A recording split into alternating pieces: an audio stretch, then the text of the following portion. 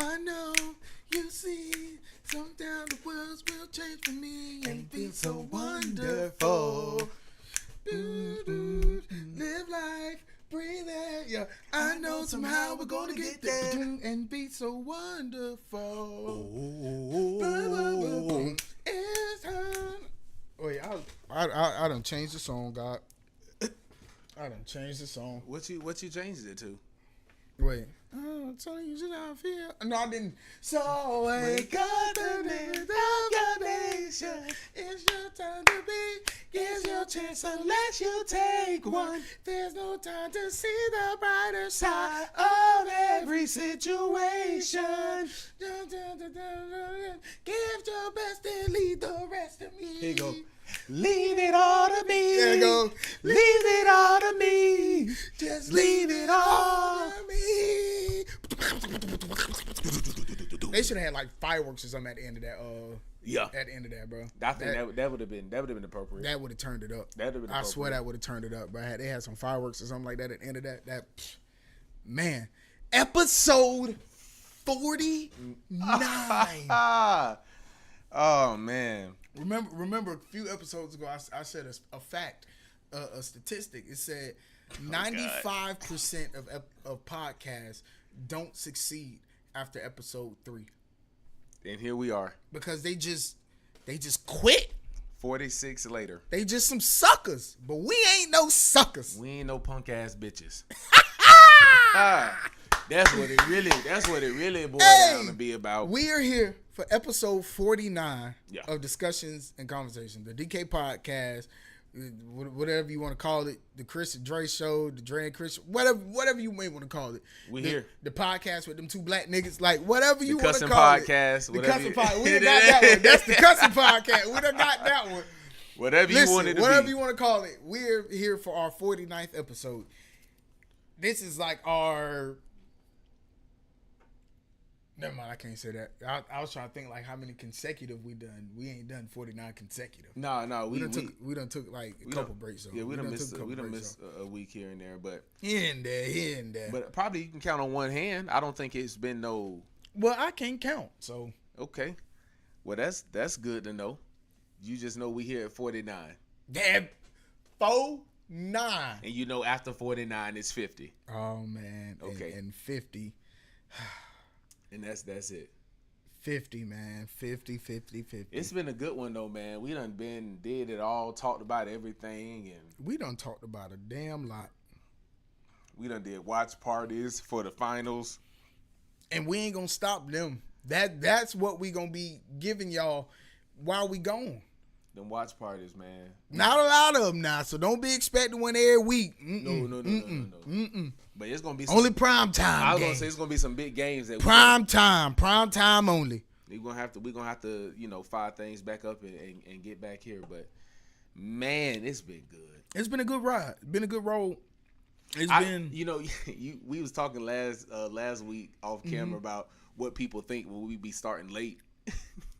Oh yeah. I wonder what people gonna think when after 50 and we take a break.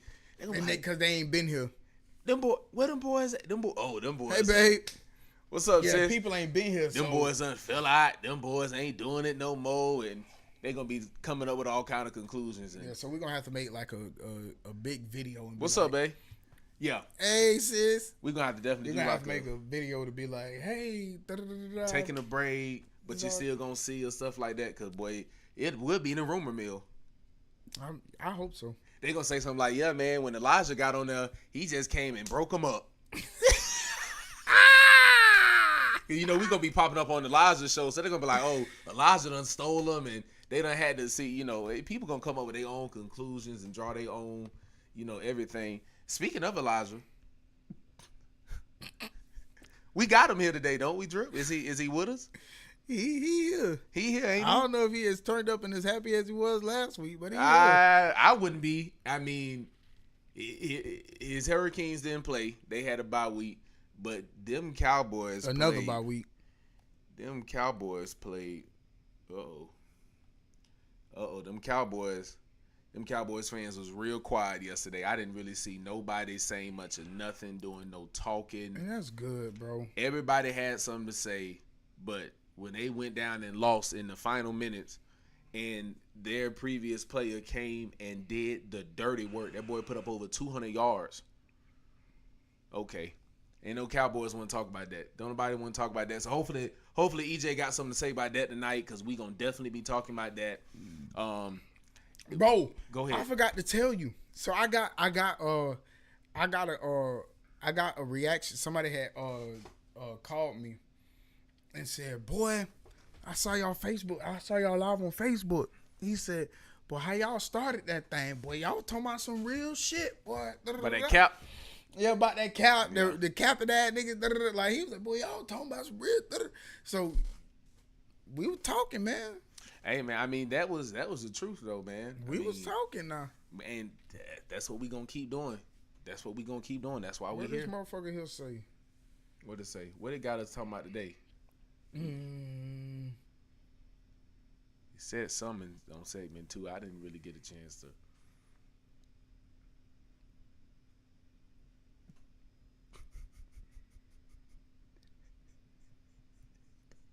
I'm just looking at your face. I'm laughing because I'm just wondering what. I'm scared to look. All right, so. Okay. I ain't gonna look. Hold on. Hold on. Let's get the good stuff out the way now. And then we gonna let's get the good stuff out the way. What the hell? This is why you supposed to read through this shit before you just copy and paste.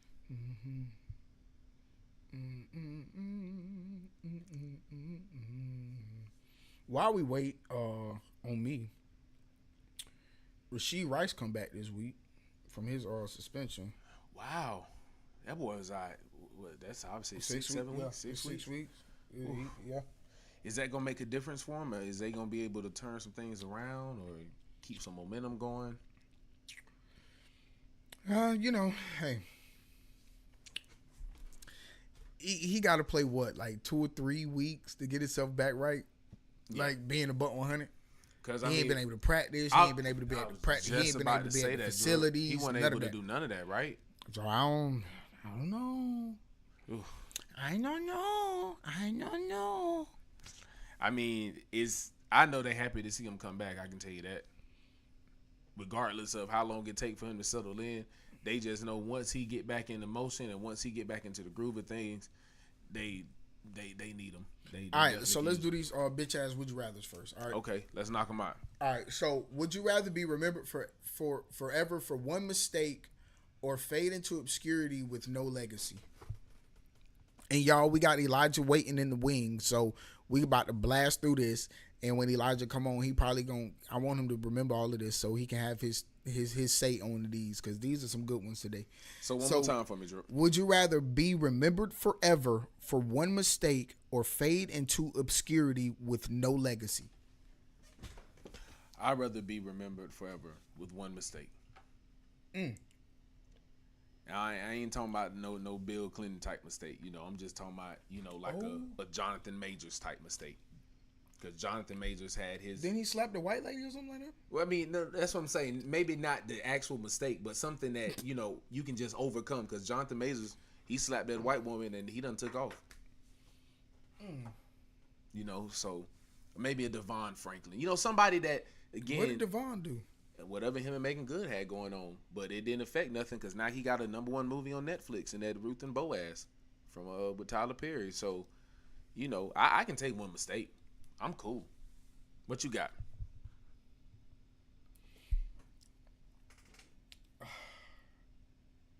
I think I'd rather fade into obscurity with no legacy. Just fade away. Leave me the fuck alone. Fade to black. Yeah, just leave me alone. Okay. Yeah, just leave me alone. Fade to black. I like that. Yeah, FTB, nigga. FTB. FTB, nigga. FTB. FTB, nigga. Would you rather be canceled publicly but make an authentic comeback, or never be known but have a perfect record? Let me tell you now. I'd rather have a perfect record because, I know what it feels like to be known as a badass motherfucker. Yeah. Like always in trouble, always getting into it with people. Like I don't. When I think about that first, when I think about somebody like Charlie Sheen, always in the headlines, but always seem to, you know, still get booked, still get money, still stay, you know, famous. So Epstein. I don't know if I would want to be that. I'd rather be the second. Okay. I'd rather be the second. I'm gonna be honest with you. Okay. Last one. Then we're gonna bring Elijah on so we can, you know, talk some shit. Would you rather be a star with a major scandal or play your whole career clean but never achieve peak fame? A star with a major scandal, or go your whole career and never peak fame. Ooh, I mean, I'm getting that money though, so I'd rather. I don't want no scandal. I mean, cause you look at Shannon Sharp most recently, man. He took that scandal and he still really ain't bounced back. That's a stank ass nigga, boy. Shannon Sharp, he's fucked. He, you know, so when I look at Cooked. that, yeah, he cooked Grits, beef stew, Wellington, sirloin, whatever you got, T-bone, undercooked. medium. That's what he is. So yeah, man, I'd rather. Don't worry about me peaking fame, cause you get that scandal, boy. You can't. It's hard, bro. You cannot come back from a scandal depending on the severity of it. There we go. Now I done updated you pussy whore. Ooh, my fault. Elijah off camera snacking. He getting That nigga's eating a Milky Way right now. He is getting ready. This nigga's eating a Milky Way. What is that, bro? Ain't nothing. Oh, Nature Valley. Oh, bro. okay. More like a Milky Way. Yeah, weak man, strong man. All right, ladies and gentlemen, Let's get him in here, further ado, man. We're gonna bring on our boy Elijah James TV. We're about to do some football talk. We're about to get it crack-a-lacking, but don't smacking. Talk about the packing. Here he is, guys. Wait. Hold on, man. Why they embarrass us like that, Drew? In front of all this company. Hold on. Wait. You're not on yet. Hold on. You're not on yet. Hold on. Give us a second. Give us a second. Yes, you already did it. I did do it. That's why I want them to give us a second. There you go. I got you. Okay. Okay, do your thing. There we go. EJ, you're live. Elijah James TV. I was gonna say, first and foremost, what y'all boys said earlier, I don't want no part of the rumor mills. I don't want to be no part of no breakup. What y'all boys got going on? I'm here as a family. I ain't taking no side. None of that bullshit. I'm just here for the times, man. I'm here for the vibe. Hey, he here for a good time, man. Y'all heard it here. Y'all already heard it. My boy say he here for a good time, not a long time. Come on now. No, we hope for a long time. Yeah. Don't say that. I'm trying to Yes. Yes. here for a long time. But I'm sorry, y'all. Give me a second. Give me one second. I know y'all can probably barely hear him. Go ahead, talk first, Elijah. Here. There we go, baby. There we go. Hey, baby. I know we're going to get to it. I don't know if y'all can see him. Y'all can hear me? Yeah, we can hear you. Okay, cool. I know we said we're going to get to it, but Cowboys beat the Giants. Sorry. What? What does it have to do with the price of tea in China? That don't have anything to do with nothing. Y'all lost to the week. Panthers. We beat the Giants. But y'all lost this week. What a week. Come on, man. Easy. But we beat the Giants. That's all I can say. Come on, man. In damn near overtime. What is y'all record right now? What's y'all record right now? What was the final score? I don't know. What's y'all record right now? Don't worry about all that, man. Don't worry about what we got going on. I'm just saying that we beat the Giants. That's all I said. I ain't say nothing else, nothing more, nothing less. We just beat the Giants. That's all I know. 2-3-1, right? Don't worry about us over here, man. What you mean don't worry about? No, wait a minute. Hold on, bro. You can't say don't worry about No, y'all, you but you can't. was worried about us. I thought we gonna get to it. I don't want No, we at it. No, we're we already at it. here. We at here. it. Nah, We're there. Cowboys show. No. We're gonna work our way towards it. So No. We're towards it. We're here. We here. What you talking about? Okay. We here. We live. I'm still looking down there. We I ready to go. We here, bro. Good, man. Let's do it. Let's talk. What y'all want me to say? So, first and foremost, let's do this right here. Let's do this right here. While he doing that, I'm just gonna ask you what happened. You as a Cowboys fan watching that game. I mean, this is the Panthers, man, and no disrespect to the Panthers, but all disrespect. It's the Panthers. What happened? No, you 1,000% right. What happened? No, I ain't gonna even hold you. I was at the Jags-Seattle game, so I didn't get to watch that game. I was just keeping up with the scores as it was happening, and all I kept saying to myself, this is way too damn close for my liking. I do not like this at all. And then it got to like the final couple minutes of the fourth, and then I started tuning in. Bro, our defense is terrible. I don't know whose idea it was in the higher management to be like, oh, we're going to go get the Bears' former head coach to run our defense. Bro, nothing good comes from the Bears. Whose idea was that? That was dumb as hell. Our defense is probably the worst I've seen in a minute. Like, we put up 30, but we get 30 right back. We can't stop nothing. So, I mean, it's but I do want to say Michael Parsons is missed. I would love to have him back, but I don't necessarily think he's missed. Okay. But I would love to have him back. Do not get me wrong. Do not get me wrong. So real quick, let me do this real quick. Let me give the viewers a picture of what happened yesterday. It was 30-27. Panthers beat the Cowboys. Ass.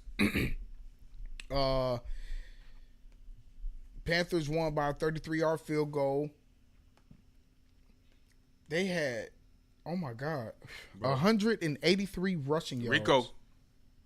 Rico had 183 rushing yards, 4 receptions for 56 yards, and a receiving touchdown. He had a total of 239 scrimmage yards. Come on, man. Bryce Young went 17 for 25, 199, 3 touchdowns, and an interception. Bryce Young. Rain Dakota Prescott. He went 25 for 34, 261, 3 touchdowns, 0 interceptions.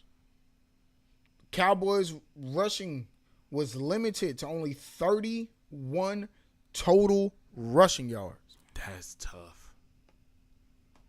Y'all tied it in the fourth. Give you that. Wow. So, go ahead, ask your question, brother. I just needed to paint the picture for the audience. I think, and I'm glad you did that because I wasn't privy to Dak numbers. Those were some good numbers from a quarterback. Oh, man. 3 touchdowns, no interceptions.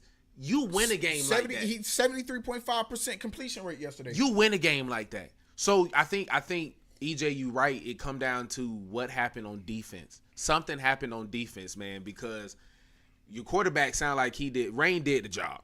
I mean, if they let go 183 rushing yards, bro, that's what happened. They let go of those. What did we say 2, 3, maybe 4 episodes ago? As we done had Elijah on here, we've all been saying if you let the run go, you open up the passing. And this is what happened. If the passing opens up, the run opens up, and now you have a good offense running. Because, I mean, just through Rico alone, y'all opened up 183 rushing yards for him then to turn around and say, okay, bet, let me get 4 receptions for 56 yards. Yikes. He told y'all, though. He said it during the week. He said y'all need to buckle up. And then in the press conference last night, he said they weren't buckled up. Y'all were not buckled up, bro. That man ran it down, bro.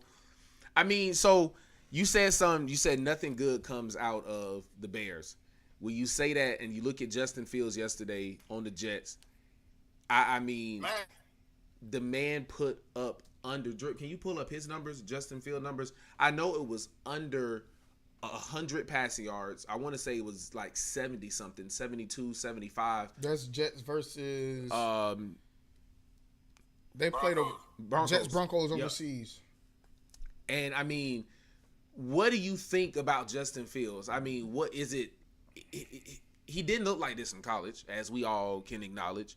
So did he not get a fair start? Is it just the NFL jitters? Like, what do you think that is, EJ? I don't know, man. Justin Fields is a weird case because, like you said, we've seen him in college. We've seen him ball out, so we know what he's capable of. I don't know why. Like, we only see glimpses of what he did at Ohio State. I haven't seen that Justin Fields since Ohio State. I think he did get a rough start. You go to the Bears, so like I said earlier, nothing good comes from the Bears. But I think he didn't get a fair start. And then he was kind of thrown in a weird position, in a weird situation with the Steelers. Like, you to back up to Russ, but at the same time, you're not to back up. But, like, that's a weird situation in itself. He earned himself a contract, but you go to the Jets. It's like, golly. So, you go from the Bears to the Jets. I think he's just been dealt an unfair hand, to be honest. Like, I think, honestly, put Justin Fields on Miami. What Miami do? That's good. Yeah. You know what I mean? Like, you go to two of your three teams that you have been on are arguably the two worst teams in the NFL. I think he just got dealt a bad hand. Like, I think if he got drafted literally anywhere else, we'll see a different career for Justin Fields. But you go to the Bears, man, that's like purgatory. Only a few get out. So here we go again. Let's paint the picture for the audience. This is the stats from yesterday's game. Can I lead by saying I watched yesterday's game after I came back from church and all of that stuff? That game was horrible. Yeah. Mm-hmm. That game was horrible. It was a really bad game. That game was horrible. Here, final score, 13-11. Broncos won. Bo Nix was 19 for 30, 174 passing yards, 1 passing touchdown, 0 interceptions. Justin Fields, 9 for 17 for 45 yards. Jesus Christ. 0 touchdowns, 0 interceptions. The man got sacked 9 times yesterday for a loss of 55 yards. Justin Fields. And see, you can't blame that on Justin at that point. A little bit you can, but like you can't. Justin wasn't getting that ball out. I was about to say it's like 80-20. But is it 80? Okay, so I was thinking more 70-30 because I mean the O-line, like I mean, same difference, yeah. I mean, I was just gonna say the O-line, you letting them through, and all Justin could do is try to scramble, run. We know he liked to run backwards, so that probably added an extra 20 on what. You said how many yards for the sacks? 50? He lost 55 yards in sacks, bro. Man, that's all, here's that's my half thing. the field. Again, watching the game, I put the blame on Justin again because there were numerous. When I say numerous, I mean numerous times where you had an open receiver. Yeah. And with you having an open receiver, you had the time to get that ball out. But you didn't. A lot of times, the commentators and the commentary team would kept saying, "Oh, Justin should have got that ball out quicker." Yeah, I heard that. He had to get that ball out. I don't know why he didn't throw that ball already. So you can't. Yes, it's the Jets, but Justin, you got to get that ball out quicker. Because see, here's my thing with all of these teams: the Bears, the Jets, even the Panthers. Like, yes, these teams might be historically bad, but the thing is, the players that they're drafting are top-tier players.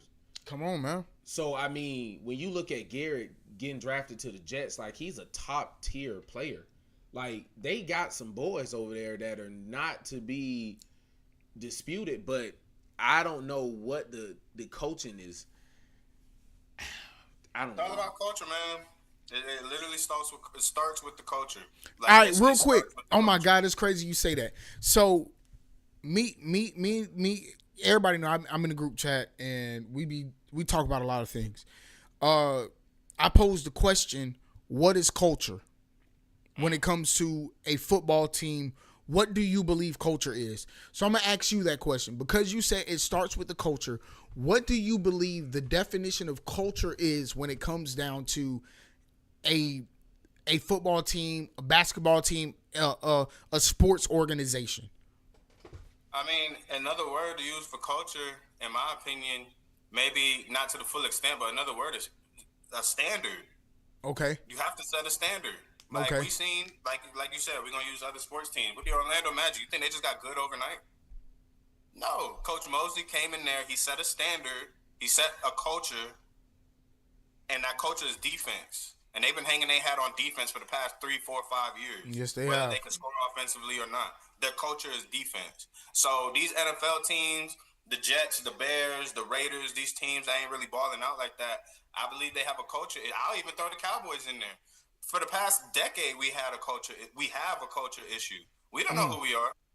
One year we the top offense in the league. Another year we used to have Micah leading the defense on. We don't have a culture. There's no culture there. And other things that go into the culture is what time you get into the meetings, what time you get into morning breakfast, how the way we working out, how much emphasis are we putting on executing when we in practice and things of that sort. A lot of teams, I feel like a lot of those lower level teams, not saying that they don't, do their part because they're obviously an NFL organization, but the difference between the New York Jets and the doggone Kansas City Chiefs is the standard that they put out there. Like, what standards do we have for the New York Jets? Honestly, there's no standard for the New York Jets. There's a standard in Kansas City, whether they winning or not. What are the boys? They 3-3, 2-3, whatever the case may be. 3, I think 3-3. 3-3. They 3-3. They and won they their still last got 2 games. They 3-3 and they still got the AFC Championship on their mind. I can guarantee you that. Right. They don't care about that. There's a standard. There's that culture of we do things this way, and it's gonna remain that way whether we draft a Myles Garrett or if we draft a goddamn Rico Dowdle. We gonna ball out regardless. There's a standard. There's a culture. That's a culture. That's why. I'm sorry. I was gonna say really quick. Go ahead. That's why in college, teams like FSU, teams like Miami, teams like Alabama, they hold a lot of weight. Okay, I was gonna say teams like Alabama and all them, they hold a lot of weight because they set a standard. There's a set culture how the way they operate and how the way they do things. So my question, and it sounds like we both have the same question. Literally the exact same question. Is how do you build a standard within a team that hasn't won in years, ever? Like, as a Jets coach going into it, it's like you can be coming from a team where you just won a Super Bowl or you were just an offensive coordinator or whatever on that team that may have made a stretch in the playoffs, and you go to the Jets and you're coming in there trying to set this culture and this standard, and the whole team is rejection. They're pretty much rejecting it, like, yeah, whatever. How do you go in and set a culture within a team that's never won? That's the tough part. Like, that's honestly the tough part. I don't have the answer. But if I was to, pick one, quote unquote, it just takes the right person. Like how you just said, Aaron Glenn, New York Jets. Aaron Glenn, he was the defensive coordinator for the Detroit Lions. The Lions was a field goal away or whatever the case may be from going to the Super Bowl. So he knows how to win. I mean, I personally like Aaron Glenn. I think he is the guy to change that culture. But you still got some things floating around. I don't know. It's not trust me, if it was as easy as it sounds, there would be the teams that are considered bottom of the NFL would rotate. But it always seems to be the Bears, the Jets, the Raiders, and so on and so forth. So my question, I think personally, is a major question. It was asked last week on Speakeasy with Ocho and Shady and all of them. The question was,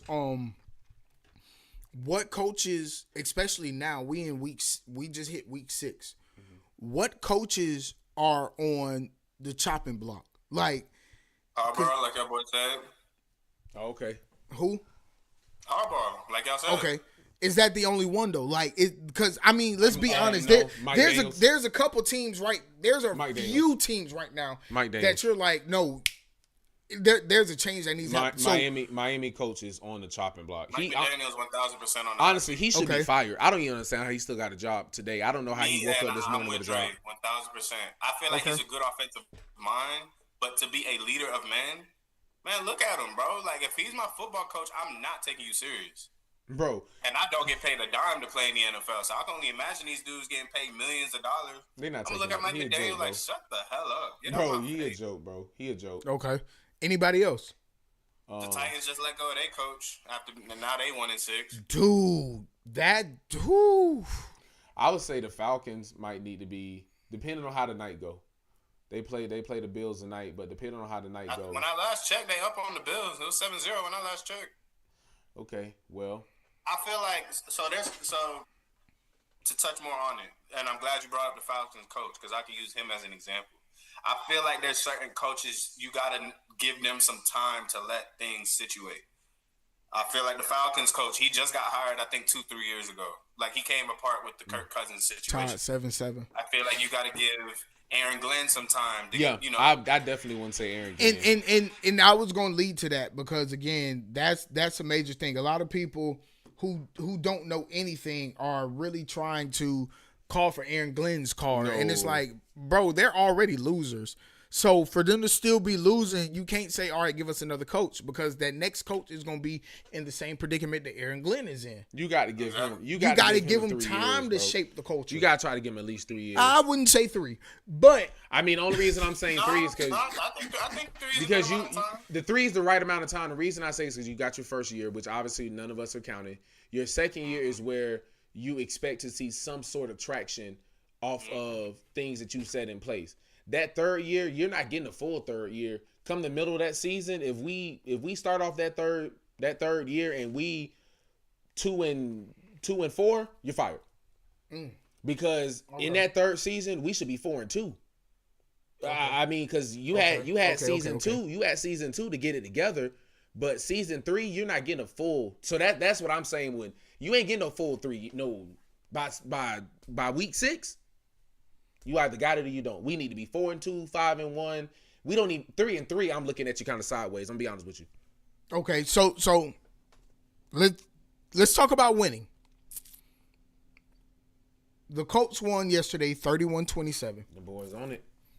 Daniel Jones is looking like the boys on it. Indiana Jones. That's Indiana Jones right there, bro. All right, so. Would I be going too far in saying that Daniel is looking like an MVP candidate? Nope. I think he is looking like an MVP candidate, but people are highlighting Baker because of Baker's longevity. And I was just gonna say real quick, EJ, think of a few right now. Give us your top 5 picks right now for MVP right now. You ready right now? That's him. Go for it. Daniel Jones, like y'all just said. Baker, like y'all just said. I think you got to put that, regardless of record, you have to put Dak in there.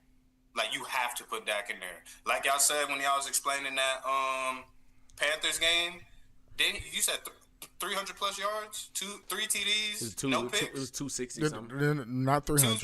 Whatever the case may be. You're glazing. You're glazing. You're glazing. You're glazing. But even still, like, literally, I mean, I don't think Dak is going to win it, but in terms of the conversation and who's in the top 5, he's literally willing this Cowboys team to even be in the conversation of getting a W because that defense is terrible. Like, and I'm not no Dak Prescott fan. Like, I think he's Tony Sounds Romo like 2.0. it. Like, he's Tony Romo 2.0. Do not get it twisted. But I think you got to throw Dak in there. Got two more. I think, right along with Daniel Jones, I think you could throw Jonathan Taylor in there too. He's a big reason why the Colts have been doing their thing. A lot of people have not been talking about Jonathan Taylor. So Jonathan Taylor's in the spot of Saquon last year, because we know that MVP is a quarterback a QB award. So if you're doing something good, damn it. I need to hear that last one because I got one and I'm wondering if you gonna say it. The last one, I haven't thought about 5.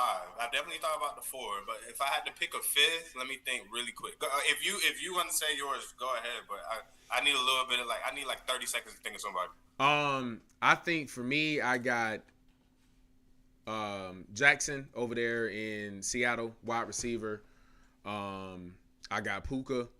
He went down yesterday, but that man has been on a tear.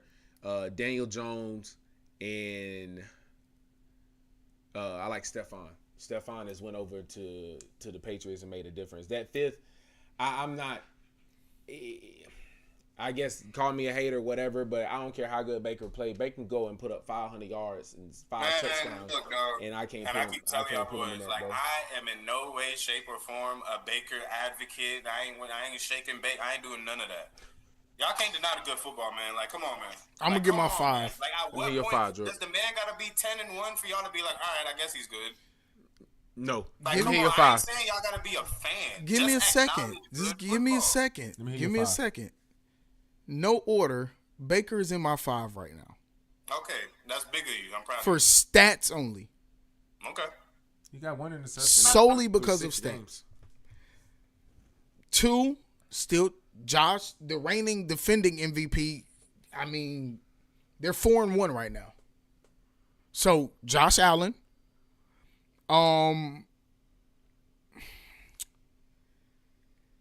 Solely because of stats. But I think, and I was gonna, no. It's all right. Wait for it. You got to give me time, because I think what the voters will take into account is the fact that, which I think they took into account this year and why they gave it to Josh Allen, is the fact that we're giving these guys this award. We're giving these guys these accolades, and what the hell are they doing after that? Yeah. Mm-hmm. Dak has been in the MVP conversation before, was top 2 in voting before he won it, or after he won it as well. But what did you do after that?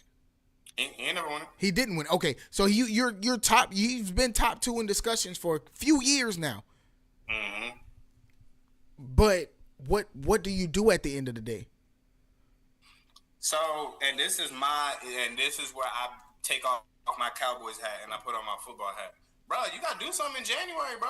Ain't nobody going to take you serious if you don't do shit in January. Exactly. I'm sorry. Nobody's going to take you serious. And like I said, And technically, January doesn't count. Technically, January doesn't count. Yeah. But it counts, bro. It counts, bro. It counts. But no, man, like, do not get me wrong. That year that we talking about, where he was in the conversation, where he was top 2, played his ass off. I was pushing for Dak to, and then as soon as we got to that Green Bay game, all that shit went out the window. Don't nobody care. Everybody want to hear about nothing about no Dak. Because imagine if Dak would have got the MVP coming off of that ass whooping against the Packers. Yeah. Nobody would take the NFL serious. Like, I don't care. They keep trying to say it's a regular season award. They don't pay attention to the playoffs. That's some BS, bro. They pay attention to the playoffs. Because if it was a regular season award, you'll announce it to the Super Bowl or anything like that. You just at least round 1. Like, damn, you can't give me round 1. Yeah, I feel like if it was a regular season award, it'll be ready to go before we get to the wild card games. If it was a regular season award, I think you give it to Saquon last year. Yeah, but They only, in my opinion, I think they only gave it to Josh Allen because he won that AFC Championship game against Lamar, and that's it. He put it because Lamar had better numbers, more touchdowns, more passing yards, so on and so forth. But the MVP conversation is tough because it's always it's narrative based. There's always got to be a storyline to it. That's why I could see my 5th, since Chris said it, my 5th person probably would be Josh Allen. Because it's like, all right, you got it, now what? And he 4-1, so you got to give it to him. I wouldn't put him at the top of the MVP. My number 1 right now is Baker. Not being the Glazer, none of that. My number 1 is Baker. I mean, it's safe to say that he's leading I think he's leading the conversation in most people books. I mean, he always goes out there and find a way to extend plays and make things happen for the team. And as we know, that's what has won it for Lamar Jackson and Josh Allen, is being able to extend plays past the passing game. What are you going to do with your legs? He had a big play yesterday where he got that first down that arguably put them in a very good spot to really close that game out. So when you look at those moments and you begin to think about, okay, what's an MVP? What's an MVP? Most valuable player? Yeah, that's that. I need you. Like, you need somebody in that moment to do what Baker is doing for Tampa. But I don't know, man. I like these receivers. I think Stephon has went over to the Patriots and has made a big cultural difference. I think that mentality and obviously the Patriots already have a winning mentality, so it's easy for them to pick that back up and keep moving with it. But Stephon coming from, okay, look what I was able to do in Houston. I was able to help change the culture, shift things there from coming from Buffalo. Then you go into New England, being able to kind of show your resume. I think he's definitely inching his way into that conversation. He just got to get some more touchdowns.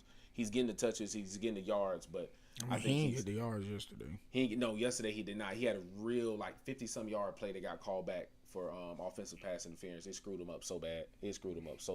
Yeah, and Honestly, just because of yesterday's game alone, that might take him out of contention.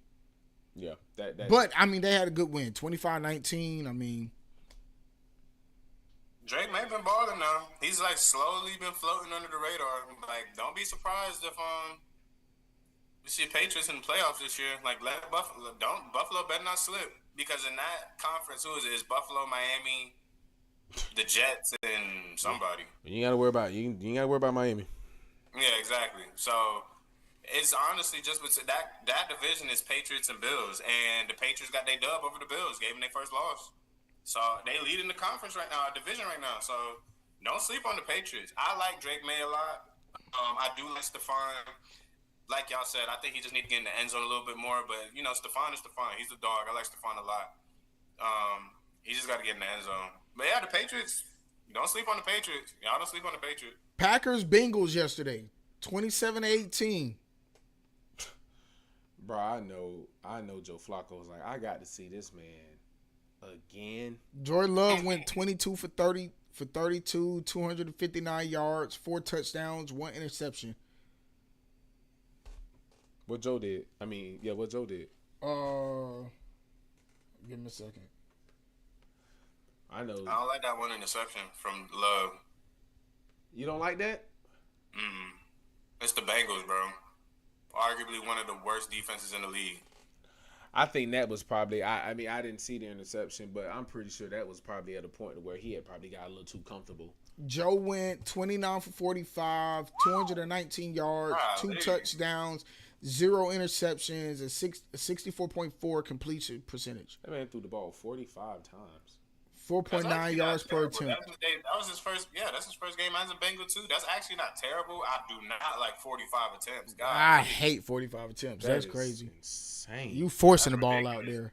That man is already 60 years old. You're gonna let him drop back 45 times? And he already buns too. Yeah, like, I don't know about that one. Raiders Titans. Raiders finally got their second win. Yeah, Ashton got him a touchdown too. I think he's starting to wake up. I definitely think he's starting to get some wind beneath his wings. I still think Raiders got a quarterback issue. I don't think Geno is. I'm out on Geno. Yeah, I don't. I'm all the way out on Geno. Yeah, and I'm a Geno fan. I want to see Geno win, but he has been playing like what Cam Ward said. That boy ass. Yeah, I do He been not playing like Geno. ass, bro. Like, he has not been playing good at all. And I like Geno a lot, but Yeah. nah. He's not the answer over there. I mean, I still wonder why the Raiders didn't go for Shador, why they haven't tried to trade for Shador, why no traction has really been made on Shador, but they could definitely use a different quarterback in there. Damn, man. But I like Ashton. I think he had that big play a couple games ago, and I think since then he's pretty much really starting to solidify, like, yeah, I'm here. Like, I'm comfortable. I'm settled in. I think the Raiders are starting to make some plays for him. Pete Carroll obviously is – we know he know how to coach running backs. I mean, we saw he had Marshawn despite the crazy Super Bowl play. But other than that, I mean, I think Ashton's going to be – he's going to have a good start in his career. I think he's going to show flashes, but we're not going to really see Ashton Genty until they get an O-line around that man. That O-line is terrible. Bro, you get an O-line. Like, you get an O-line around him. Yeah, if you get him a line, I think Genty will be decent. But until then, he might have flashes. He might break from time to time, but it's not going to be a good rookie year for him, unfortunately. He might turn it up in the second half of the season. We'll see, but it's a good fantasy rookie year for him. That's all that matters. Yeah, as long as he put up them points. I about to say Chris would know, so you hearing it first. Genty is putting up them points. Hey, as long as you put up them points, hey, you good in my book. Brock Bowers been hurt though, so I know that hasn't been they haven't really been able to get that whole offense together. Jacoby Myers, Brock Bowers, Genty. I mean, obviously Geno Smith is leading the way. Geno is not it. He's not. I don't know. I agree. I don't know if you said it, Dre, or Chris, but I don't know what the heck. Raiders need to be putting together some type of package to get Shador. Yeah, I don't know if they're scared to go that young, because obviously at that point you're going pretty much all your key offensive positions are sophomores or rookies. So I don't know if it's like, yeah, let's keep Geno here to be that kind of like vet presence amongst all these young guys, but I would just young it out. I would just go full young. I would take a page out of jumping over leagues, but I'll take a page out of Oklahoma City and just put all my young boys out there and hope for the best. And you see what they did. Not even jump over leagues. Look what the Giants is doing. Like, I think the Giants are still gonna be trash, but you could. The Giants are now interested now because Jackson Dart and Scatterboo. Like, people actually care. Before then, with Russ under center, everybody's like, "Oh, the Giants are still gonna be the Giants." But yeah, if you put some, if you think you don't think the NFL is gonna care if you put Shador and Gentry on the same team? Bro, that shit'll be crazy. That'll be insane. You got two Heisman finalists on the same team. That'll be what Baltimore's trying to get out of Lamar and Derek. A little baby version. Yeah, the young version of it. But it'll be a hell of a. I ain't gonna lie though. It'll be a hell of a duo, boy. So let's talk about it. Seahawks 20, Jaguars 12. Your boy called it. I've been telling all these delusional Jaguar fans all week. I've been telling them. I saw my barber, Jags fan, one of the delusional ones. He's like, "Oh, I don't care, Jacksonville up," so on and so forth. I'm like, look, when the Jaguars are turned, my job is turned. So I want to see the Jags win. Do not get me wrong. But that KC game was a Super Bowl, y'all. Like, it was way too much emotion in there. It was way too much. It was a sold-out game. I ain't never seen that stadium that packed out. I ain't never seen Jacksonville that swole. So you would think, and this is just me experiencing football. I know after we played our rivals or after we played a big game and we ended up winning that game, the next week isn't necessarily like, fuck it, but it's kind of just like, hey, we won the big one. So I felt like they was going to come out a little last days are cool, whatever, so on and so forth. And the Seahawks was going to be playing pissed because they just lost to the Bucs by 3 after putting up 35 points. Yeah, man, I've been calling it ever since I seen that it was Seahawks next. And how the way that Sunday and Monday played out between the Jags and I'm like, oh yeah, Seahawks gonna win. Everybody thought I was being a hater. I'm not being a hater. I'm just calling football how I see it. And yeah, like that, being at the game, the offense looked lethargic. Like they couldn't get nothing going. Like nothing at all. So I had the opportunity to watch that game, not live in person like you did, but live on television.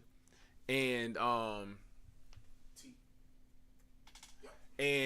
I was very, very disappointed in what I saw from the Jaguars. I mean, after seeing the way they've played over the last couple of weeks, I just expected for them to go in, and the Seahawks haven't really made a bunch of noise. I mean, they've been pretty subpar, to say the least, over the last couple of weeks. So I was expecting the Jaguars to go in there, especially like you just said, EJ. You could feel that energy on watching the game on the television that the Jaguars was turned. Like, that was a Super Bowl. You would have thought they had just won the AFC Championship game and just got crowned the king of the AFC. Like, so I was thinking it was going to go the other way than what you were just saying. I thought they were going to ride that wave and go into the next couple of games just BTA, belt to ass. Everybody they get, but maybe they should have pumped the brakes, took a sip of reality, and realized that, hey, y'all, we need to focus. And they didn't. So here's the thing, though. So the defense played good. They played decent. Like, I don't put this on we are now in week 7, and outside of the Kansas City game, I'm still waiting for a good Trevor Lawrence game. I don't want to be that person, but like, Trevor is kind of on the hot seat, and I heard this from people on the sidelines when I was at training camp, all that stuff. Like, everybody was like, all right, y'all, like, you got a new head coach, you got a new GM, you got pieces, you got Travis Hunter, you got BTJ, you got Parker Washington, you got pieces. Your defense is solid. Everybody on that training camp was like, Trevor, this is it, bro. Like, if we don't get a winning season out of this, we don't get a playoff win out of this, they looking to move on from him. And as I was telling my barber, if the Jags had went out and won that game on Sunday, then I would have been like, okay, the Jags are actually good. The Jags are actually decent. But no, like I seen it. This always happens in sports. You'll see that underdog team that plays way above their heads. They get a big win, and then the next week, it looked like a completely different team. That was like the definition of a trap game if I ever seen one. Because everybody, mama was betting on the Jags. All right, so Trev went 27-42, 258 yards and 2 touchdowns. That was Seattle? Yeah, yesterday. What more was he supposed to do? Is the key plays that he was supposed to make on those third down. Like, it was more so, one of the numbers is not going to tell you the whole story of what actually happened in the game. Okay. So I can get that. So, for example, you say he put up 253? 258. 258, probably, I say probably like 88 of that was yards after the catch for the receiver. Okay. He's not throwing nobody open. But their rushing was held to 59 rushing yards. And he was sacked 7 times. Yep, that was all over. Mm-hmm. So that's the O-line fault, not his. If he wasn't sacked 7 times, and 2, if they can get their running game off the ground, them boys would have been straight yesterday. The running game, yes. But the 7 sacks, about 4 of them was his fault. Okay. Like y'all was talking about Justin Fields, let go of the damn ball. You got to check down right here. Let go of the ball, so you ain't got nobody landing on you. Like 4 of those, like there were some. And I'm sitting around people. Everybody's like, Trevor, why are you not throwing the ball? Real quick, not to interrupt. Atlanta just scores 14-7. Atlanta's up. Yep. Continue. My fault. No, you good. No, I was sitting around people in the stands, and it wasn't like a damn O-line block. It was like, Trevor, let go of the ball. And I was on at least 4 of those 4 out of those 7 sacks. And then, like I said, the numbers look great. 2 touchdowns, 258, so on and so forth. But when it was like those gotta have it plays, he ain't show up. He ain't show up for those guys. Because the game, it was only, what was it? That was an 8-point game, right? 20-12? Yeah. It was a game. In the fourth quarter, it was a game. It was, from what I see, Seattle scored in the second and in the third. That's it. Jacksonville scored 6 in the first and 6 in the fourth. Mm-hmm. Yep. I don't know, bro. Even I understand where you say just looking at the stats doesn't tell the big picture. But these stats don't throw it too far off. Okay, I'll put it. Maybe this will put it into context. The DBs was on their second and third stringers. And I see that, and I see that they were missing their starting center. Yep. So it's like not necessarily saying you got to go out there and throw for 500 yards, but like the long story short with the Jags period, defense is good. Special teams make plays. They just waiting for this offense to wake up. They are waiting for that one offensive game where it's like, because their four out of their 4 wins have all been strictly defense. That Kansas City game, if Devin Lloyd didn't take that thing back, it was over. Yeah. So here's my question, right? With drafting a player like Travis Hunter, we know him to be an offensive god in college.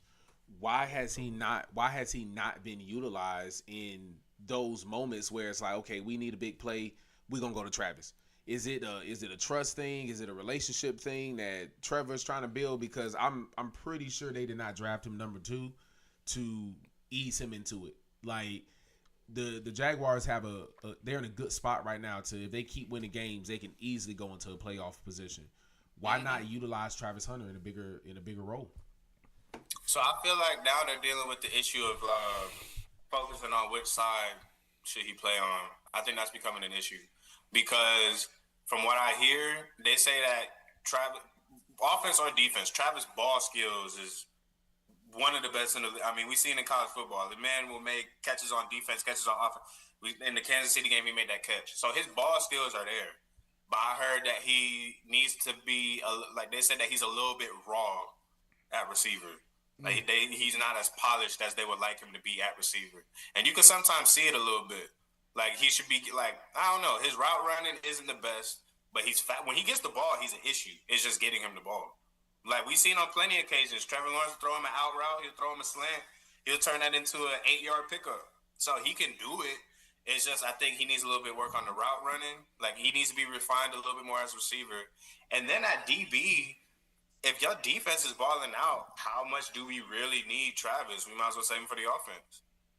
Now, if the defense was trash and like they got no DB help, then you probably see Travis playing a little bit more defense. But they've been keeping it 50-50 for the most part. But I personally feel like they probably need him more on offense. With how well that defense has been playing, you just brought in that new boy from Cleveland, traded away Tyson Campbell. That tells me that, like, not necessarily they're good on defense, but like they want to work on him as more as a receiver and then the corner. That's what that tells me. Yeah, I mean, I think the greater need for him is the receiver position. I think they're doing pretty good on the defensive side, but right now the offense is obviously where the problem is. And after losing players like Christian Kirk and all of them boys, it's like you need a receiver. So let's hone in on your receiving skills. And honestly, he got the speed, he got the ability to be a very good hybrid of AJ and Tyreek Hill, where if you put the ball in his direction, he's going to catch it. That's the AJ. And if you sit him on a go route, he's going to blow by anybody. I don't care who it is, he's going to blow by him. So I definitely think they missing out on utilizing him. What you got, Drew? Here's another thing too. Liam Cohen's offense, even when he was down in Tampa, is hurry up and get the ball into your playmaker's hand immediately. Right. You see, the Rams do it a little bit too with McVay's offense. Get the ball in Puka Nakua's hands and just let him do something. And I feel like they're just struggling to get the ball into Travis Hunter's hand because BTJ, he's that deep ball one-on-one. He ain't gonna catch a screen pass and take it 15. That's Travis Hunter. Yeah. They just have to design the plays to get the ball in his hands. And I don't know. From what I've seen, like I said, from training camp and just watching the games, they really want to work him in at receiver because they good on defense. They got one, I think, top 2, top 3. Yeah, I know they said top 5. They definitely said top 5 yesterday. Yeah, definitely top 5. They're good on defense. Like, having him as an option to play DB is a luxury, but they need him at receiver. All right, so last game we're going to touch on. Bucks 49ers. Bucks 30, 49ers 19. Baker Mayfield went. I ain't going to say he went off because, I mean, Trevor Lawrence did what he did yesterday, essentially. He went 17 for 23, 256 yards, 2 touchdowns, 0 interceptions. 17 for 23? Yeah. What percentage is that, you know? His passer rating was 139. I can say that. Come on, man.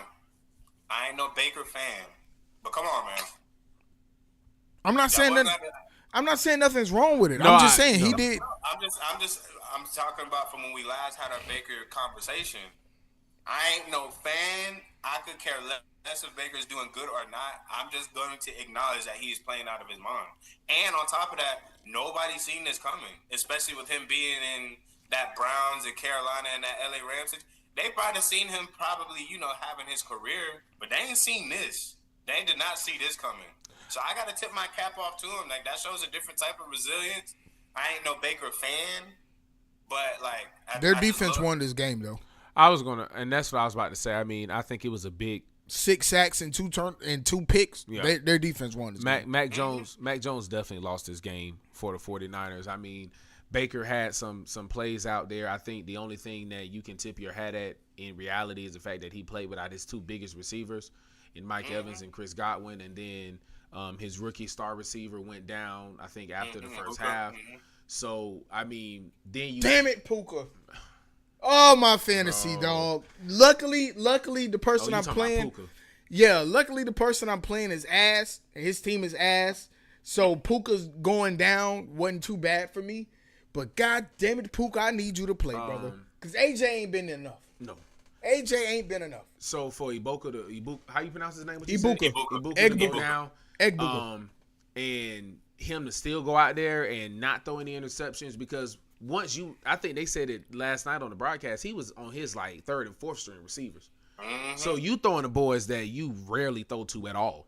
Bro, but Mac Jones went for 347 yards. Yeah.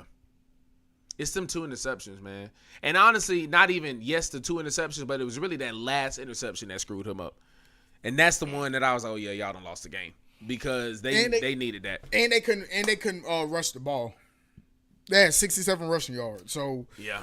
I mean, Fred Warner going down was a big hit to them. That's huge. Their season's done. Yeah. And that was literally their last hope. Fred Warner, Trent Williams, all them boys, McCaffrey's back. But losing one of them, your season's over. What's the name should be coming back soon, though, bro. He was supposed to be back this game. Who, George Kittle? Yeah, Kittle was supposed to be back He come this back game, next week. bro. They say he come back next week for sure. He's a for sure next week. Oh, man, I need to take him off the injury reserve. Yeah, he's a for sure next week.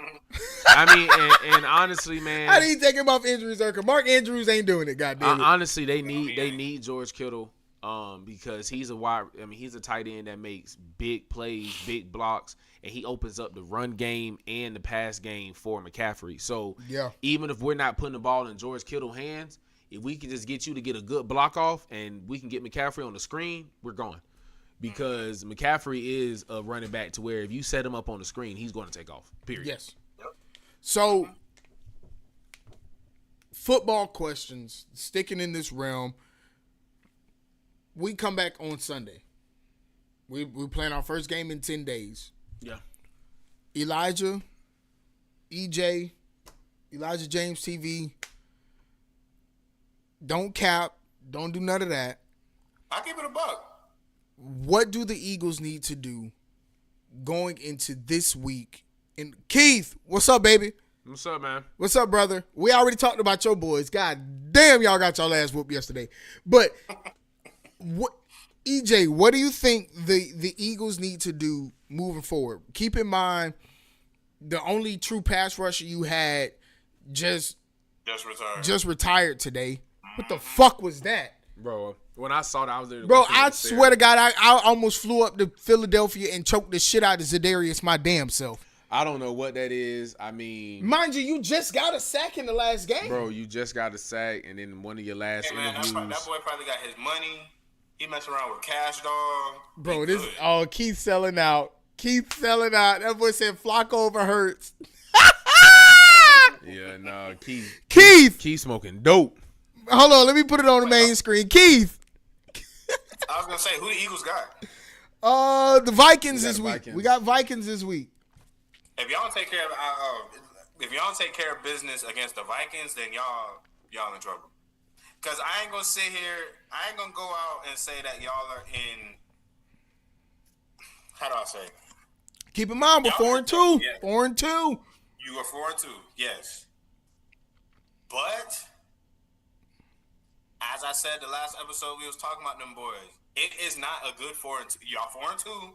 It's great for the standings. Y'all top of the division. Cool. Keith, love you, buddy. Up in January. Love you, bro. Okay. Yeah, that shit is not gonna hold up in January. And with y'all being reigning Super Bowl champs, that's all that matters now. All this regular season bullshit. Like, of course, you want to be put in the right places to get to the postseason.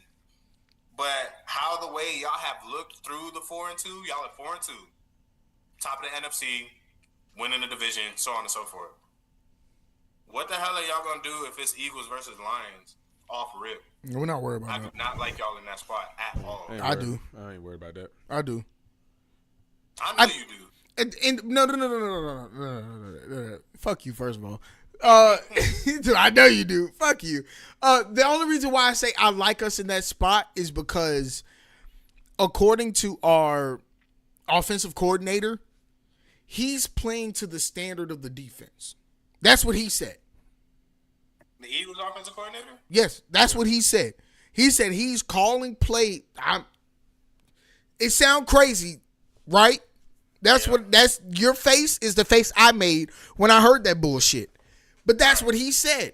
He said, I'm adjusting everything according to the defense that we're playing at hand. He said what they show us is what we're going to play. That's what he said. So what the Eagles offense shows y'all is what the defense is going to play?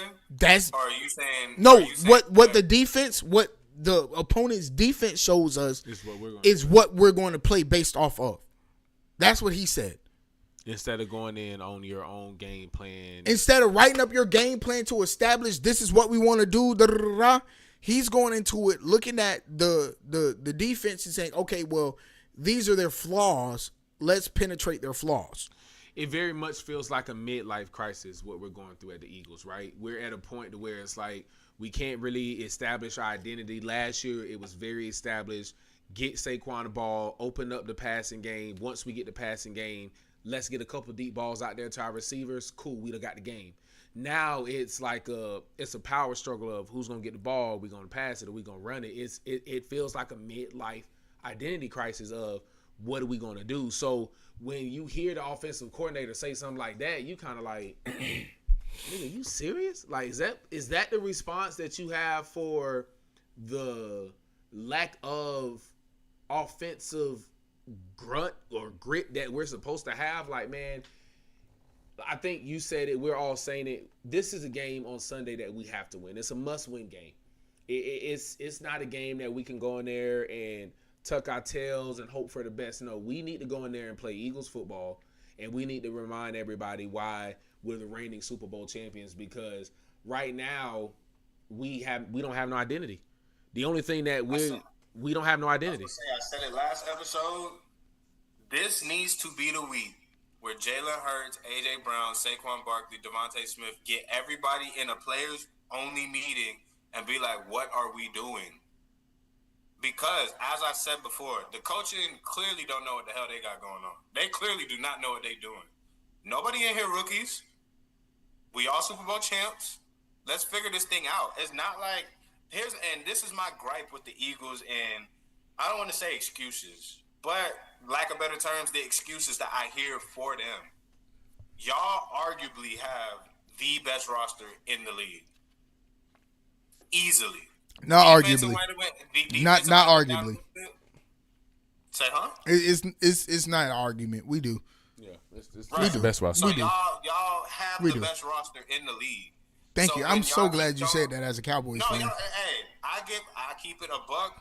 When I'm talking football, ain't no Cowboys, ain't no Miami. I'm talking Y'all got a good quarterback. I'll keep it a buck. Y'all got a good quarterback. Bro, everybody know Dak is good. It's just that he's a Cowboy, so you get clowned. Anyway, that's beside the point. You get me on track. Anyway.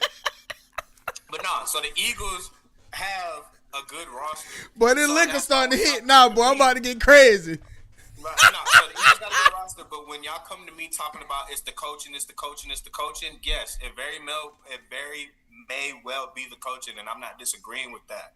But at the same time, Jalen Hurts, you ain't no damn rookie no more. You missed it Friday. I finally admitted it. You couldn't come on Friday. You should have tuned in. I said it. Our last game, Thursday's game, was Jalen's fault.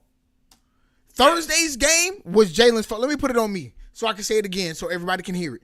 Thursday's game was whose fault? Was Jalen's fault.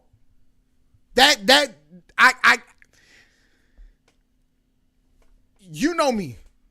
I'm a big Jalen Hurts defender. You know me. I'm a big Jalen Hurts defender.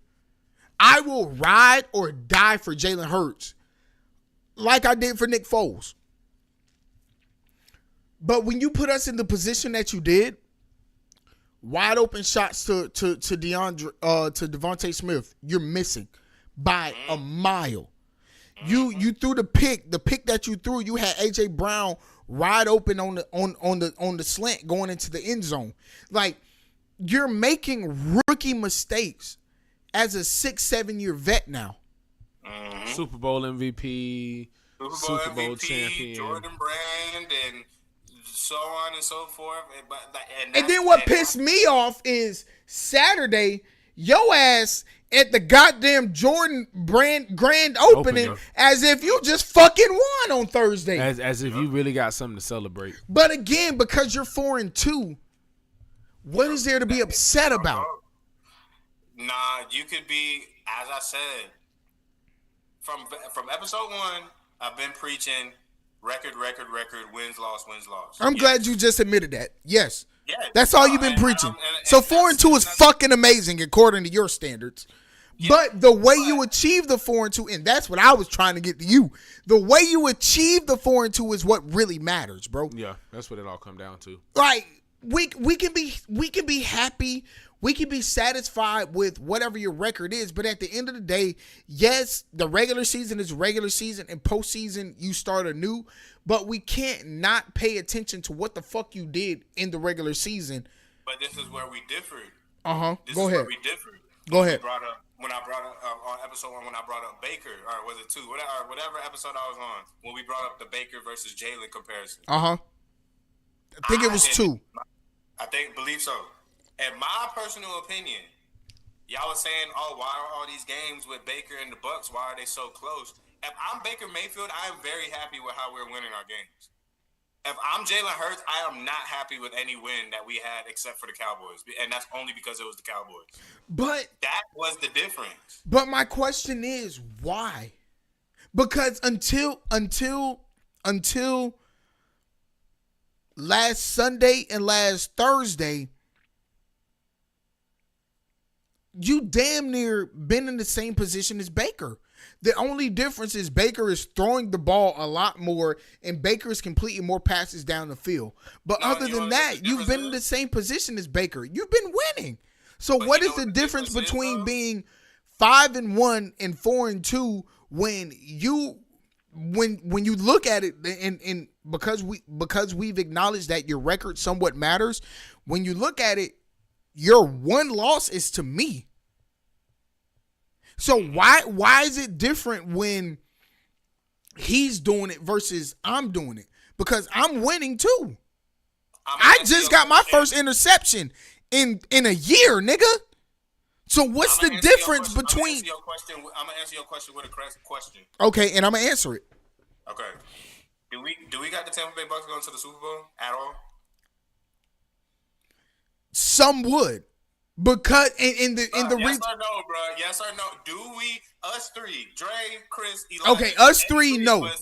Us three, no. Does Dre, Chris, and Elijah think the Eagles are Super Bowl contenders? Yes, but that's the difference. Wait. Because you asked damn near two different questions. Because a contender versus somebody going to the Super Bowl are two different things. Do I think the Bucks are contenders? Yes, I've always thought the Bucks were contenders. But do I think they're going to the Super Bowl? No. What I'm saying, between us three, do we realistically got the Bucks over the Eagles? No, but again, I've always considered the Bucks contenders. I've always considered the Bucks contenders. Always. Because y'all have beat our ass every year for the last 3 to 4 years. So I can't not consider y'all contenders. So I've always considered them contenders. And then we could leave that there. But the point I was trying to get to pretty much is that our expectations for the Eagles far soars way beyond what we expect from the Bucks. Wait, real quick, not to interrupt. The game is 21-7. Falcons, nigga. 21-7. See, man, and now you lose this game. So I think there's a lot of differences between the Bucks and the Eagles, Baker Mayfield and Jalen Hurts. Talk about it, nigga. That you can really just pinpoint. So when you think about Baker Mayfield, we talked about the Browns, we talked about the Panthers, the Rams. Like, you're talking about a player that realistically, what he's doing right now, he's not supposed to be doing.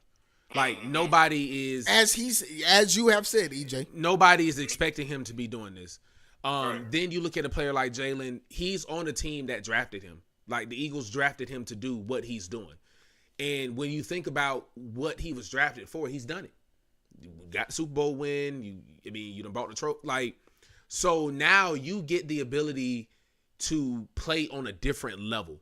Like, yes, we still have this standard and this expectation for you to win games, but I'm not expecting for you to go out there and be a Patrick Mahomes or be a Josh Allen or Lamar Jackson and that's the huge difference between I'm not Baker expecting and Jalen. Like, that's the big difference between Jalen and Baker. Yes. Those are two different scenarios because Jalen, you've done what we drafted you to do. Yes. Baker, you got a lot of proving to do.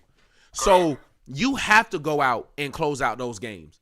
You have to be that go-to person in the final minutes. Whereas, go ahead. I'm literally only asking. So why does Baker have to do it and Jalen doesn't have to? Because Jalen's already done what he was drafted for. What the team brought him in, you won. You won us a Super Bowl. Using his words, though, at the beginning of the season, he said he don't care about that Super Bowl ring. He don't care about no ceremony. So it's a new season. That's what Jalen said. But the reality of it is, the organization, though, you did what. If Jalen don't ever win another Super Bowl, you won us one. You've been to 2 Super Bowls in 5 years. Come on, man. You did what we drafted you to do as an organization. But here's the thing, though. We're not talking about the Eagles as an organization. That's a whole. We're talking about Jalen as a person, right? We're talking about Jalen. We're talking about Saquon. We're talking about Devontae. We are talking about on the field. You think these playoff teams gonna give a fuck that they got their one ring when it's division round? They ain't gonna give a fuck. They trying to take you out. You right. And if you right. Look weak. If you're limping into the playoffs with the same miscues and mess ups that y'all been having, we now in week 7. They gonna be licking their lips when they see the Eagles in the division round. But the reason I wouldn't be licking my lips if I was these teams is I would be reminded that these boys just won. So no matter what it may be, is you have to be reminded we've been there, done that. And when I say we've been there, done that, in last year we went all the way through the playoffs and we went to the Super Bowl and won it. So any team that we're coming up against, this is where we are spoiled as fans. Mm-hmm. Kansas City low-key spoiled us, though. Okay. Kansas City has spoiled us because they have, outside of this year, they have looked like the same Kansas City for the past 5 years, and they have typically ended up to the Super Bowl. Y'all boys are the first one to stop it. Where I'm saying that the Kansas City Chiefs have spoiled us. No, the Bengals are the first one to stop it. Yeah, the Bengals screwed them boys. You're right. But the fact still remains, we're used to seeing the Kansas City Chiefs, and they usually end up being the same Kansas City Chiefs the season after. Yes. Where we got spoiled as fans is, okay, the Eagles are now the new crown. They got the crown. The casual football fan doesn't know that y'all lost C.J. Gardner-Johnson. The casual football fan doesn't know. We lost 10 players from our Super Bowl. Y'all lost so on and so forth. So, like I said, the casual football fan, because they've been spoiled by the Chiefs, they're going to be like, this is going to be the same old Eagles. Eagles going to be the top of the NFC, so on and so forth. So, the minute that y'all have not been looking like the Philadelphia Eagles that beat the shit out of the Chiefs in the Super Bowl, that's why everybody's like, what the hell is going on? And then, like, as a little side note, people like Gilly don't make nothing better, because as soon as y'all lose, that's why we be in y'all phones, because rightfully so. Yeah, y'all got to stop. Y'all got to stop that shit, man. Y'all got to stop that shit, man. Y'all got to stop that shit. I only do it to mess with y'all, but I don't care to do it because I get pissed off when people do it with me. Y'all got to say, and I should have called. And I should have called your fucking phone yesterday, but I didn't. You had every authority to. But I didn't. Called your phone in that Giants game. But I didn't, because again, I feel like for the position that we're in right now, because I just got. You were here when Darius called me. Yeah. I feel, Darius from the Hope. Yes, I feel like the position that we're in, even though they're 5-1, we're 4-2, bro. We've played 6 games, and out of those 6 games, no, they didn't look the best. No, they didn't look good at all, but we won them. They won games. When we talk about culture, the culture of the Eagles is to win. Mm-hmm. It don't matter how it look. It don't matter how it feel. It's to win. Y'all heard what Jalen said to I think it was Chris Jones on Kansas City at the end of the game, and Chris was talking that shit, and Jalen said, "You only got 99 yards. We won the game." So, like Chris just said, nigga, at the end of the day, the mentality of the Eagles is to win games. I don't care if it's 1 point. I don't care what. Did you win? Okay. And that's what I've been, where y'all keep saying I'm flip-flopping. I'm not flip-flopping. 2 things can be true. You need to look good when you win the game, but you need to win the game. 2 things can be true. But so my question is this. So this is my question. If we go, and obviously this is a hypothetical. I won't even say we. If I'm going to say random ass team. If the Jets were to go 12-5, make the wild card, go all the way through the playoffs, get to the AFC Championship game, win the AFC Championship game. But along the way, for them to win out the rest of the season, they won every game by a field goal. Do we care that every game was won by a field goal? Or do we care at the fact that, damn, the Jets won out the rest of the season? two things could be true. Using your same exact example, what did the Kansas City Chiefs do all last season? Thank you. All last season they won by a field goal. Yes. All last season they won by some BS call or whatever the case may be. They went 15-2, right? Yeah. They went crazy last year. 15-2. But damn near all 17 games came down to a field goal, came to like a point or whatever the case may be. The Chiefs are a little bit different because you got Patrick Mahomes, you got Andy Reid, and they've been winning, so that's kind of a bad example. But that goes to show you that even though you are 15-2, it looks great for your record books. It looks great for seeding. It looks great for the playoff seeding and so on and so forth. But your D-line was weak right here. You didn't make that throw. Your offensive line did not get a push. So what I'm saying, teams that are going to the playoffs that know that they are possibly going to match up with you, when it gets to the playoffs, all that 15-2, 4-2, all of that goes out of the window. It is how have you looked to get to this point? And so extending that same question to the Bucks, when all of your wins have came in the last minute or so of the game, field goal, picks, PITs, all of that stuff, the same thing extends to them as well, / Baker Mayfield. Yes, you may be throwing out your fucking mind. Yes, you may be getting 250 yards per, and everything after that is after the, but if it don't look 100% good, why do we care?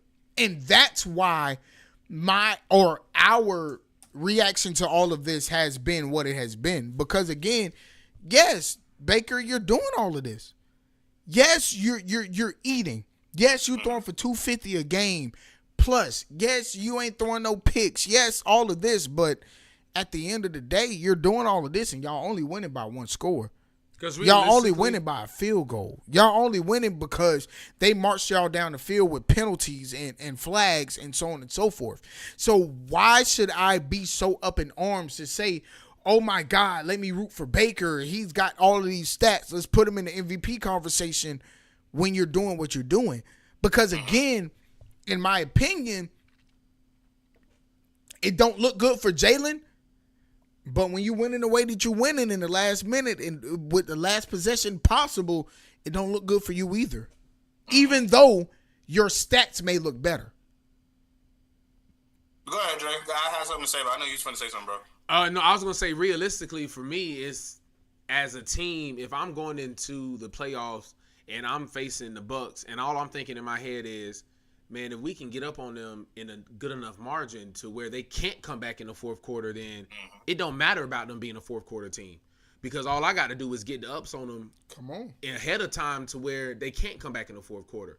So I think they're in the same. We take them out 1 through 3. Come on. Ain't no fourth. Ain't no fourth. So I think a lot. Hey, that sounds very familiar. You remember that Miami and FSU game? Take them out 1 through 3. My fault. Go ahead. I think. But no. We're not going to do that because Florida State damn near came back in 4. Man, I don't want to hear nothing about Florida State. Y'all lost the pit. Let's get back to the NFL. No, but you brought it up, so I had to bring it up. You can't say that when in 4 we scored 18 points, nigga. Hey, we scored 18 points and only lost by what? 3? So I think for the remainder I'm on this team, for the remainder I'm on this show, I am not bringing up FSU. Please don't, because I'm going to fight every time. Because we scored 19 unanswered points on y'all bitch ass. So for me, still ain't going to be in the top 25. That's a damn shame. So for me, it's one of those things where no matter what happens with the Bucks, even when they get to the playoffs, they got to see teams like the Lions, the Packers, and these boys going to be thinking like, man, I ain't got to worry about the Bucks. Just like people would say they're going to be treating the Eagles. But the difference between us and the Bucks are our team has been in these spots before. So when it's time for us to show up in the playoffs, you can best believe the Eagles are going to show up. And that sounds crazy to say because you're looking at the regular season, but man, you know from playing sports. I don't want to mess you up, bro. I don't want to break into what you're saying because what you're saying is great and it's true. But we got to remember, bro, the Eagles started out 2-2 last season. Yeah. 2-2. 2-2 last season, bro. And we were all saying these same exact things that we're saying now. And those boys went on to win the remainder of the season when Jalen Hurts was starting, and then they won the fucking Super Bowl. So it's hard to say a team is going to go into the playoff. Like, yeah, the teams are going to go into it with that mentality, but you don't know what switch going to get flipped on in the playoffs. And that's my mindset for the Bucks is, okay, y'all doing all this winning in the regular season, but in the playoffs, is Baker really going to show up for y'all like that? Like, is that really something for Bucks fans? Are Bucks fans really betting on Baker Mayfield to show up for them when it matters? I mean, obviously so, but these boys ain't been there before. You talking about Mike Evans, Chris Godwin, the defensive players, they've been in there. They've been in that spot before to win with Tom Brady, but Baker ain't. This is your captain. This is the man that you're hoping that's going to be able to rise to the occasion. And is this your leader? I don't think he's going to do that. Versus when it's time for Jalen to rise to the occasion, we saw what he's going to do. We saw what he did in the Super Bowl. We saw what he did. All playoffs long, they kept saying, Jalen. What is Jalen going to do this game? What is Jalen going to do this game? And Jalen went out there and showed you, this what the fuck I'm going to do this game. So, I've been talking to Michael Jordan. That's where I always tip my hat. Keep in mind, I keep telling y'all, I like the players on the Eagles. They just wearing that ugly ass green, so I can't root for them how I want to. And I like the players on the Dallas Cowboys, but they just wearing that bitch ass star. Hey, the feel is mutual. But anyways, before I was rudely interrupted. Anyways, and that's why I got to tip my hat to Jalen, though. That's why I got to tip my hat to Jalen because, dog. People was talking about your throwing game. He ain't a real QB and so on and so forth. And then boom, I'm gonna give you my throwing game. Shut the fuck up! I got my ring. So I can't hate on that. Whether you a Cowboy, like you can't hate on that. So I got a lot of respect for Jalen, but the fact still remains. I'll put it to you like this. I'm trying to think of y'all's game running through my head. Okay, would y'all say as Eagles fans that y'all were proud of the Rams win? And I'm not saying this to make you answer in a certain way. Like, objectively, would you say that y'all were proud of getting that win against the Rams? That's why. I'll answer for you. I'd say that would be a win that I would be proud of. So this is what I was going to say. Stats-wise, no. But because it was a win, yes. Because, again, the last two times we played the Rams, Saquon established himself as a man on them. In this game we played you didn't establish yourself as a man on them. Now, again, we have to take into consideration the Eagles lost 10 players. That played a crucial difference in the fact of why they were Super Bowl champions.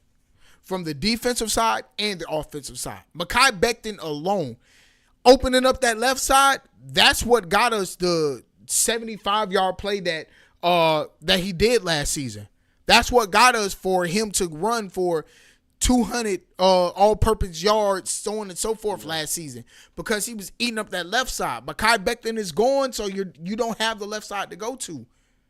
You don't have the center to go to because Lane Johnson and what's the name dealing with back and knee issues. So a lot of the things that you had last year, you can't depend on this year. And that's why you are diminished as an offense. And that's why I say in the fashion that the Eagles won the Rams game, if I was an Eagles fan, that would be a win where I'm like, we came back and we did that. Even though it came down to that field goal, y'all still had to score all those points in the second half because y'all was down, what was it, like down 18, bro. Down 18, y'all boys had to fight back. That's a win where it's like we cut it close, but that ain't nothing to be ashamed of. Versus, are y'all happy about the Bucks win? Yes, but yes, because we haven't beat them in the last 3 years. Okay, okay, so that's a point. But I'm saying what I'm trying to get at is pretty much like how we've been discussing this. It's all about, yes, the record matters, but it's how you look when you win the game. So the Eagles do have those games where it's like, damn, it was close, but we won that game. But more often than not, it has been these teams lost the game and we got lucky. That's my point. Y'all been getting away, not saying like intentionally, and it's nothing to do with the refs. It's just some football luck, and it's just how the way the game of football has been played. But y'all have gotten away. Y'all have gotten off the hook with a lot of shit before that Giants game. And I felt like all of it reared its ugly head in the Giants game. And now moving forward, like I said, maybe the Giants game was the slap in the face that they needed to be like, tighten the hell up. But moving forward, if they don't clean up that stuff, yes, you could be 15-2 and the record could be great and it's great for seedings or whatever. But those other NFC teams, if they match up with the Eagles and y'all are 15-2 and the season keep going how the way it's been looking, it's gonna be like, oh, the Eagles are 15-2, but they are very beatable. I do not care about a record. That's why I beg to differ. Goes out of the window when we get to the playoffs. That's why I beg to differ, because that was the truth for Kansas City last year. But look at what Kansas City did. Still went to the Super Bowl. But it's hard to use Kansas City because you got, and I hate to be this person, but you got Patrick Mahomes. You got Andy Reid. Nobody is looking at Jalen. Nobody is fearing Jalen Hurts to kill them in the air as Patrick Mahomes will. Nobody. But nobody's looking at Nick Sirianni and whoever y'all OC is as they look as an Andy Reid. So like I get your point and I agree with you. But the only issue is that the team that you're using, it's the Kansas City Chiefs. Like, so it's kind of hard to be like, yeah, but look at what the Chiefs did. It's the Chiefs. It's Patrick Mahomes. It's Andy Reid. It's Travis Kelce. It's fucking Taylor Swift in the stands and shit. Like it's so many things with the Kansas City Chiefs to where using them as an example is kind of tough because they're the Chiefs, and I hate to be that person. I give you that, man. So what time is it? What time we got? We got 8:36, man. We done did our hour and a half. EJ. Yep. Thank you, Brody, for tuning always, in. Man. As always. Hey, man, where my questions at, man? I was over here thinking, I was getting my mind right. Where my questions? Oh, yeah, you're right. Yeah, we do have his questions. See, look, you know, coming to people home, you're supposed to be a nice guest, you know. This man. Get something to drink. Let me show you where the bathroom is, so on and so forth. This man said, all right, get your bitch ass up out of here. Oh, you're right, bro. Hold on. Wait a minute. You see how you do me, Dre? Wait. Listen, man, I'm an innocent bystander in this. I ain't gonna lie, I was also ready to get rid of you. I forgot about these. It's how the way I felt when you was talking about rumor mill and all this stuff at the top of it. I ain't got nothing to do. I'm just here so I'm gonna get fined. I'm just here. Hey, I'm glad you just started this little argument with them. So now they know. Okay, this is what really. Chris was trying to just boot him off the show without giving him his would you rather's, and EJ stood up for himself. Man.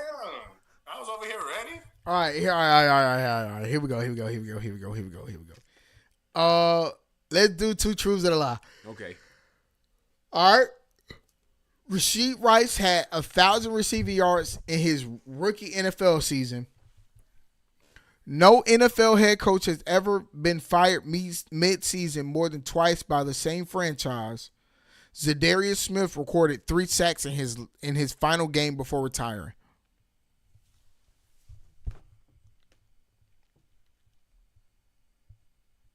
That was the last one. Za'Darius Smith ain't have no 3 sacks in that Giants game. Okay.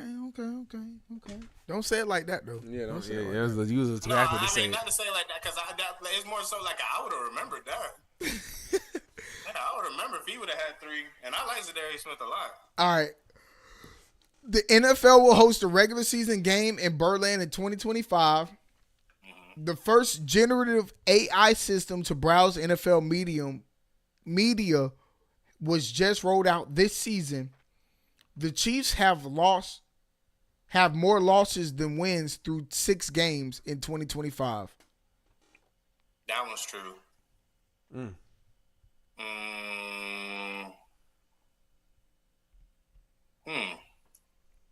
Are they playing in Berlin? You know I can't tell you. I was about to say, you know we can't tell you, right? I can't tell you. Am I stupid? Is Berlin in Germany? I think so. Yeah. It's Berlin, Germany. Yeah. It's the middle one, the AI one. And you are correct. Yeah, because I was about to say, they have a Germany game next year. I just didn't know it was Berlin. Berlin, man. They going to be in Berlin. We know a nigga named Berlin. We know Big B. We know a nigga named Berlin that play bass. That's crazy. Why would you? Never mind. Let me shut up before we get canceled, as I always do. Man, is that all for today? I think that's all, man. Damn, bro. Good, man. I was over here. I had my mind racing like, I wonder what I'm going to pick. And that man talking about, all right, y'all, that's going to be the end of the show. I'm going, goddamn, what'd you say fuck me for? He's still going. Yeah, I was about to be like, damn, dog, I know y'all See what niggas that you can't give niggas nothing. And just start kicking your ass out. All Bro, it's the liquor, dog. It's the liquor, bro. That's all it EJ is, bro. is unhinged. It's the liquor. I mean, bro, we know we can talk all night long, bro. I'm just be honest. We know we can talk all night long. I already know it. We just ain't trying to do the people like that. That's all. No, yeah. They ain't sticking around for no damn 5-hour episode. Shit, they ain't been sticking around as is. What the fuck? I glanced up at one point while we were talking. It said 0 concurrent viewers. We just got back to 2. Hey, shout out to the 2, man. Shout out to the 2. Hallelujah. Shout out to the 2. We about to find out who the 2 is. Hold on. Oh, never mind. We ain't gonna know who the 2 is. But shout out to the 2. Shout out to the 1. Oh. Facebook, we had a couple viewers. But listen, this is episode 49, bro. Are you gonna make a commitment right now that you're gonna be here for episode 50? On Friday. That is this Friday. This Friday. For y'all's episode 50, yes. I'm gonna be there. I'm trying to figure out how many people we can get on this bit, bro. I'm about to send this same Zoom link to everybody, bro. Everybody, man. I'm about to hit that Tonio up, get him on here, throw him on here. We trying to get everybody on here for this Friday, man. So if you can commit to it, you you got a spot. Yeah, I'm you got a standing spot. Y'all boys, y'all usually start around when I'm finishing up with the gym. I might be a little 10 minutes behind, but I'm gonna be here. That's all right. By the time you get here, we'll be done 2-3 shots. Maybe I ain't gonna say 50 because that's crazy. I was gonna commit to 5 shots because I thought that would be appropriate. 5. Okay, 1 shot for every 10 episodes. I like that. Because I knew I wasn't going. 50 is crazy. That's 1 shot for every 1 shot per every 10 episodes. Yeah, and then per viewer that we get, we're gonna take another one. Okay. All right. I like that. Let's do that. That's for I you guess too, Nick. Yeah. So make sure you have you too, nigga. Hey man, I ain't no alcohol drinker like that. I ain't either. I'm a smoker. I'm gonna be honest. I'm gonna tell the whole world right now. If you didn't know, now you know. Glory. I'm a smoker, so I can't drink like that. But it's episode 50. It's the big 50. So something's wrong with this man. We gotta do it. This man said, I'm a smoker, dog. I swear to God, I smoke all day long. For episode 50. Don't tell me that, Bro, because I'll stop do that. doing Bro, that. for 50, boy. Well, we might as well just spark up on the episode. We might as well, bro. All right, 50. Hey, we about to sign that contract on Wednesday. We might as well spark up on So Friday. for 50, everybody get your gas. Everybody get your big packs of Za. We doing it up for episode 50, baby. We gonna have some confetti. We finna have big packs of Za. All of it, man. We finna go crazy for episode 50, y'all. Matter of fact, let me get the people. We're going crazy for episode 50. Okay? Get your gas. Get the Za, get the loud pack. Get it all, baby. I hope everybody ready. Yo, EJ, thank you for being here with us today. Always, man. Always. Thank you for being here with us today. We probably gonna do like 5 more minutes just to tell people to get ready for our episode 50. Again, thank you for being here with us today. Y'all, again, EJ, Elijah James TV. Y'all know his at by now. He's on everything that we post. Elijah James TV on Instagram. Come on, man. At Elijah James TV on YouTube, TikTok, easy_1K. Make sure you follow your boy. Just dropped a good interview. We got some more UFC coming. Gonna keep breaking down the NFL, so on and so forth. Tune in with your boy. Y'all gonna see me again. This ain't the last time, obviously. I'm gonna be here for episode 50 with the gas. Yes! Thank you for tuning in, Brody. Down 50. Yes, sir, bro. Thank you for tuning in, Brody. OG, man. Yo, again, y'all, episode 50 is coming up on Friday. Right now, I want to extend my gratitude if I don't beforehand, if I don't on Friday and all of that, because I might be too messed up. Listen, I want to extend my gratitude, my thank yous, my sincerity for y'all rocking out with us for the last 49 going on 50 episodes, man. This has been a ride, to say the least. Like, this has been, y'all done showed us who's the real, y'all done showed us who's the fake, y'all done showed us who support, y'all done showed us who don't, bro. We know now. And for everybody who's been here for the last 49 going on 50 episodes, man, I just want to say thank you. This has been dope. This has been crazy, to say the least. I'm gonna be honest with you, I didn't think that we go 50 episodes.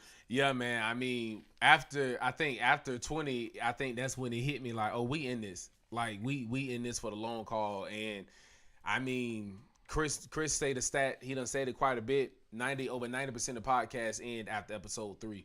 So for us to still be rocking out 46 after the ending for most, I think is commendable. So damn, that was some good math, bro. It's been a ride. I mean, I don't think I would have done this with anybody else outside of my brother. Honestly, I know for a fact I wouldn't have done this with nobody else outside of my brother. This is the only nigga that can get me to commit to something every Monday and Friday at the same time, leaving work, coming straight here. We ain't missed but literally a handful of weeks where we were either booked or had something else that we had to do. We were going live on anniversary weekends and all, and y'all ain't even know it. We were still here doing what we had to do. So it's been a ride, man. I'm probably gonna cry on Friday, man. It's been a ride, dog. 50 of them, dog. And again, like we're not gonna be gone. No, the discussion and conversation platform will be here until we come back. Yeah. We still gonna give y'all posts. We still gonna give y'all reels.